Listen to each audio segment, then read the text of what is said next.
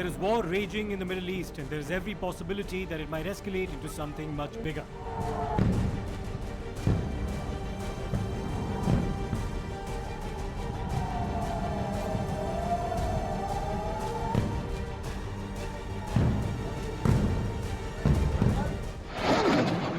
At the center of this war is Israel, which was attacked by Hamas terrorists on the 7th of October 2023. It has responded fiercely, launching airstrikes and embarking on ground operations in Gaza. But that is not where the conflict has stopped. The theater of war has only expanded since.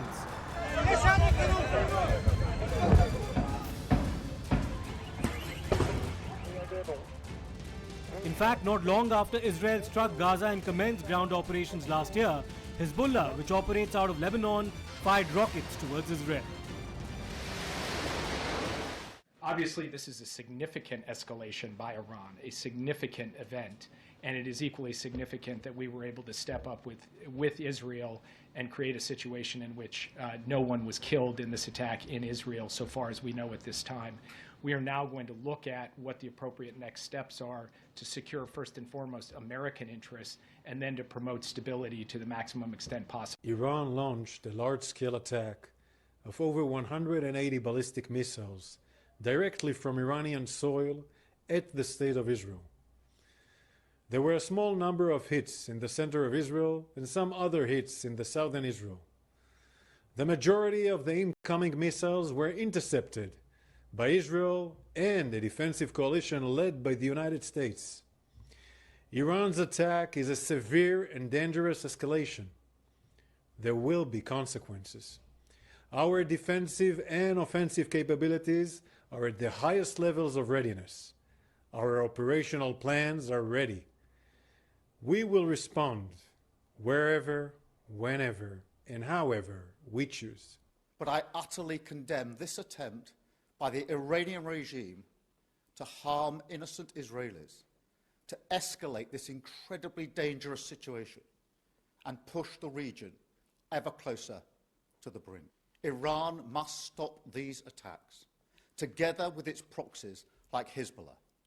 We once again reiterate the call that we've made along with the United States, the United Kingdom, the European Union, Italy, Germany, Japan, Saudi Arabia, Qatar, the UAE, other nations as well, calling for a de-escalation. イランによる攻撃はこれはもう認められるものではございません。厳しくこれを非難したいと思っておりますが、これが全面戦争に拡大することがないようによく連携を取ってまいりたいし、事態の沈静化に共に努めてまいりたいと考えておるところでございます。 Iran has funded and armed Hezbollah over the years, and Israel has consistently claimed that Hezbollah is very much part of Iran's proxy war against Israel, where Lebanese territory has been used to wage attacks against it. אני מבקש לשלוח תנחומים מעומק ליבי למשפחות גיבורינו שנפלו היום בלבנון. השם ייקום דמם, יהי זכרם ברוך. אנחנו בעיצומה של מלחמה קשה נגד ציר הרשע של איראן שמבקש להשמיד אותנו. זה לא יקרה, כי נעמוד יחד ובעזרת השם ננצח יחד. נחזיר את חטופינו בדרום, נחזיר את תושבינו בצפון, נבטיח את נצח ישראל. There have been calls for a ceasefire, but the situation has shown no signs of de-escalation. More so in recent days, which has brought the region closer to war than it has in recent years.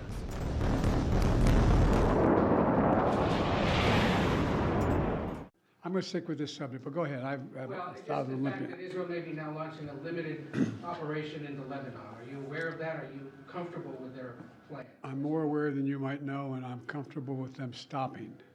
We should have a ceasefire now.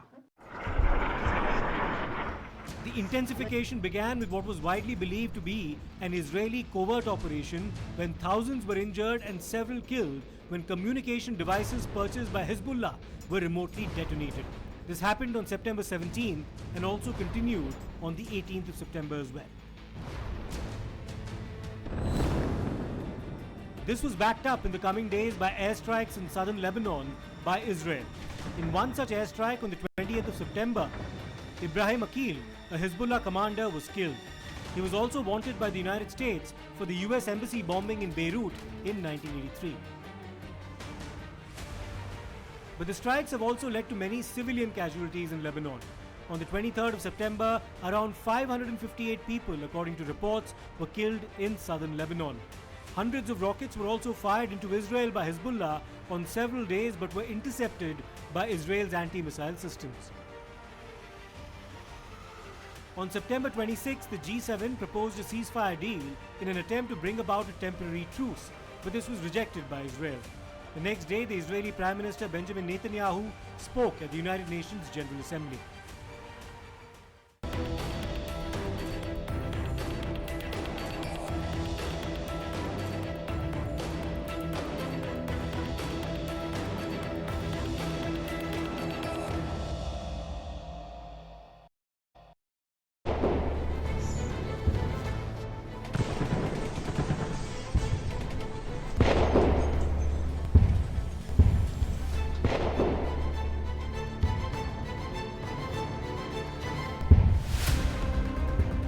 Israel achieved a massive breakthrough on the 28th of September when Hasan Nasrallah, the leader of Hezbollah, was killed in an Israeli airstrike in Beirut. There was condemnation from many Arab states as well as Iran. Russia too condemned his killing. As Israel begins its ground offensive in Lebanon, to talk about the situation there and what really is the position of Lebanon, we have the ambassador of Lebanon to India, Dr. Rabi Nash, joining us. Thank you so much, sir, for joining us and speaking to us here at Times Now. Thank you. Yeah, Welcome you and your channel Thank and you your so much. viewers. Thank you so much for welcoming us and speaking to us. But let me begin by asking you, what is the situation on ground as Israel begins its ground offensive? We've seen airstrikes in recent days. What is the situation on ground? Because there are many lives that have been lost. How are we looking at things unfolding in the coming days? The situation is very bad. It's very difficult. Humanitarian-wise, we have lost about 2,000 innocent civilian lives and about 10,000 injuries. It's very difficult. We have 1 million displaced person and lots of damages to the infrastructure and residential buildings, lots of them. The military-wise, again, Israel is bombarding civilian targets every day on daily basis in the capital and along the borders, everywhere in Lebanon. They spare no place in Lebanon from their bombs. Right. Because the claim of Israel is that, it's the Lebanese territory that has been used by Hezbollah to launch attacks on them in the past. This is the claim that Israel repeatedly makes to justify this attack on Lebanon soil. How do you respond to this? What do they mean by Lebanese territory used by Hezbollah? Hezbollah is Lebanese, and the members are Lebanese. They are on their land. They are in their homes, so they are defending their homes. But the claim that Hezbollah is hiding weapons and they have arsenals and depots of weapons under residential building is totally false. There have been a media tour in western suburb of Beirut organized by Hezbollah, and many journalists joined, many media persons joined, including Indian journalists, and they showed them that what they targeted, what the Israeli targeted, was pure civilian area with no weapons or anything.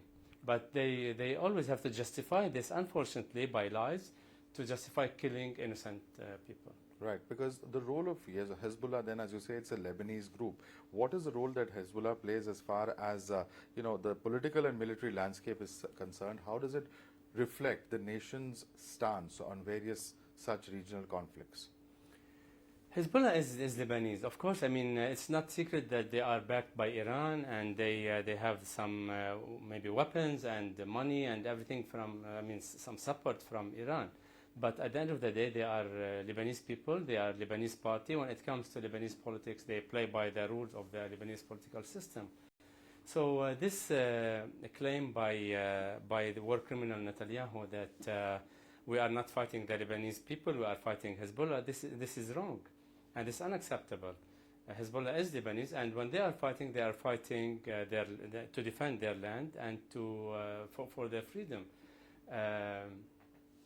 The other issue of that is, yes, we have differences as the government of Lebanon. They have some differences with Hezbollah, but this can be settled down with later. After the war settled. But when it comes to Lebanese politics, Hezbollah is a Lebanese party. But there are 3 ministerial posts since 2019 for Hezbollah in the Lebanese government, including 3 posts for Hezbollah in the cabinet. So they are very much part of the government in that sense. True, of course. They are Lebanese. Like I said, when it comes to Lebanese politics, they are in the Lebanese system, in the government, in the cabinet, and in the parliament. They are Lebanese. But it happens that they are, along the border with the terrorist state of Israel, and they are fighting them to defend their land. So how do you view the statements that come in from US and Israel? Because they view Mr. Hasan Nasrallah as a terrorist, and that's the position that they have taken, whether it's Israel, whether it's America, that's the position that they take vis-a-vis Mr. Nasrallah. There's no clear definition of terrorism. No one has, defined terrorism. If the definition of terrorism is using civilian targets for political agenda, then Israel is the first and foremost terrorist organization in the world, because Israel is killing civilians for their expansionism, for their political agenda, and for their, unfortunately, biblical dream, twisted religious doctrine. Israel has been founded on a mistake, has been founded on a twisted a religious belief that they are the chosen people and the chosen land and whatever. This is very dangerous, and this has to stop. The United States all through has stood solidly behind Israel. My direction, the United States military actively supported the defense of Israel, and we're still assessing the impact. But based on what we know now, the attack appears to have been defeated and ineffective. And this is testament to Israeli military capability and U.S. military. It's also a testament to intensive planning between the United States and Israel to anticipate and defend against the brazen attack we expected. Make no mistake, the United States is fully supportive of Israel. I'm clear-eyed. Iran is a destabilizing, dangerous force in the Middle East, and today's attack on Israel only further demonstrates that fact. I fully support President Biden's order for the U.S. military to shoot down Iranian missiles targeting Israel, just as we did in April. We are still assessing the impact, but initial indications are that Israel, with our assistance, was able to defeat this attack. On the 1st of October, there was to be another escalation. Iran attacked Israel by firing almost 200 ballistic missiles. As per Israeli reports, these did not cause extensive damage in Israel, as its anti-missile systems, along with American support, were able to neutralize the impact. However, Benjamin Netanyahu vowed to respond. אזרחי ישראל, אנחנו בעיצומה של מערכה נגד ציר הרשע של איראן. אמרתי אתמול שאל ימים של הישגים גדולים ואתגרים גדולים. הישגים גדולים כי סיכלנו את נסראללה ואת צמרת הפיקוד שלו ואת התוכנית של חיזבאללה לכיבוש הגליל. אנחנו נחושים להחזיר את תושבינו בצפון בבטחה לבתיהם. אבל מנגד, אתגרים גדולים. מה שאני מבקש מכם זה 2 דברים. 1, להישמע בקפדנות להנחיות פיקוד העורף, זה מציל חיים. ושנית, לעמוד יחד איתנים בימי המבחן שלפנינו, ביחד נעמוד, יחד נילחם, יחד ננצח. Was Israel prepared for the attack mounted on Israel by Iran, especially after you struck the Hezbollah leadership a few days ago? I'll start with a very simple message. A very simple message that describes what is happening nowadays. We are under attack. Israel is under attack. I can share with you a personal story. My daughter, 8 years old girl, was rushed into shelter. She was petrified. She was in tears. We couldn't calm her down all night long. And this is because the state terror of Iran decided to launch more than 100 missiles, actually almost 200 missiles against cities all over Israel. This is what's happening nowadays. We are under attack. We are under an aggressive attack coming from Iran. And I want to ask you, Navika, what would you do if all of a sudden, God forbid, New Delhi was being attacked, was being bombed, was being rocket from an enemy state, a terror state, with more than 100 missiles falling on the city of New Delhi, of Rishikesh, of Varanasi, God forbid? What will India would do? So what Israel is doing is what every other democratic country would do, trying to protect its citizens. This is what we're trying to do, and we're doing it successfully. So let me ask you, was the attack planned on the Jewish New Year Eve, Rosh Hashanah, which is an important day for Israelis? So yes, you're absolutely right. We're actually celebrating Rosh Hashanah, which is our New Year celebration this evening. From here, I'm heading to celebrate our big New Year's Eve festival. And of course, these terrorists, the Iranian, they don't care about religious events, and their only intention is to get as many Israelis killed, no matter what the date is, and if they can achieve a bigger catastrophe, they will do that. We are almost a year now. On October 7th, it will be exactly a year under attack.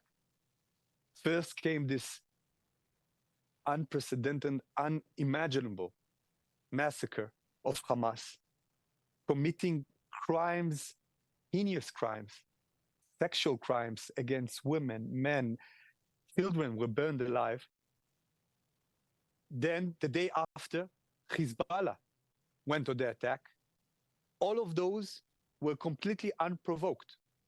Israel didn't do anything to provoke not Hamas, not Hezbollah. Later on came the Houthis. This is a terrorist organization in Yemen attacking Israel 1,800 kilometers away. We didn't do anything that has to do with Yemen. We've never been to Yemen. Yet, all of this is happening. And if you would ask me why, there's a very simple answer to it. The answer is Iran. Iran is trying to encircle Israel with a ring of fire of terrorist organization going all the way from the north, Hezbollah, a terrorist organization, moving to the militias in Syria and Iraq, moving later on to the Judea and Samaria terrorist cell, of course, Hamas in Gaza, all the way to the Houthis in Yemen. And yesterday, Iran itself directly attacked Israel. Iran, on its part, has said that its ballistic missile attack concluded its action and that it would retaliate if Israel decided to escalate. Yes, Iran's ambassador to India with us is Ambassador Iraj Elahi. Sir, first and foremost, thank you so much for joining us, even as we have seen the events that have transpired this week. Welcome. That many believe, and many believe, in fact, there is an escalation that is possible in the Middle East after Iran has, of course, sent hundreds of rockets towards Israel. Israel has said that it will respond at a time and a place of its choosing. What do you expect will take place in coming days, Ambassador? Welcome, and I appreciate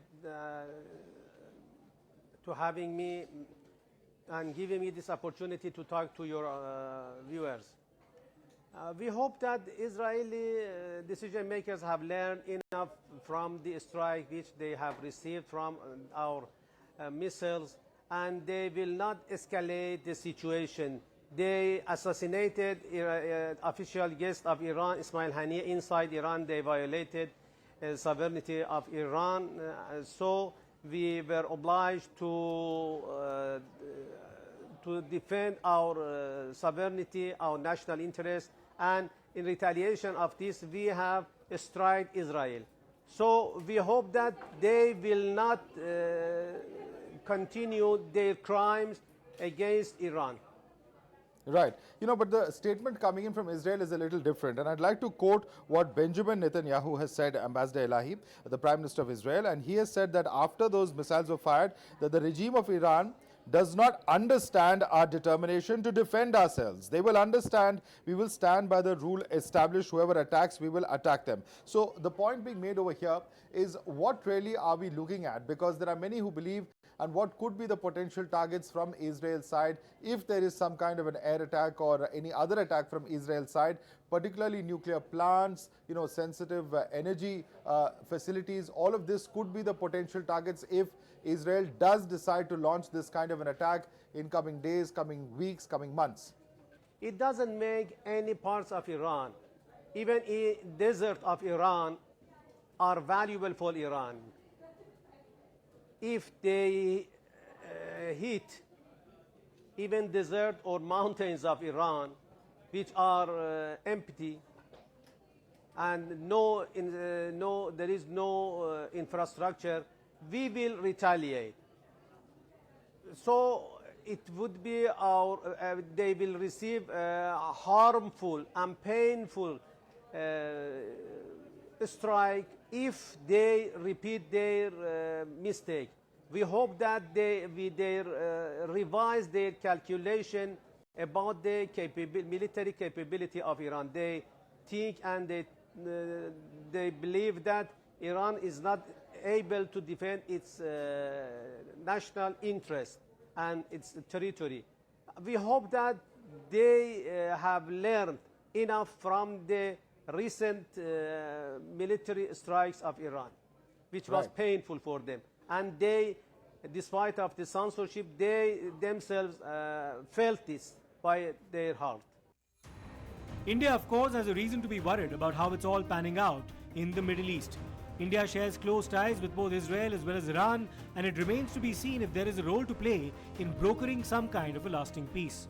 Moreover, India has a stake because a large section of oil and gas imports that India relies on flow through the Middle East. The war has taken a huge human toll as well. Any escalation will only mean that the scars will remain for that much longer.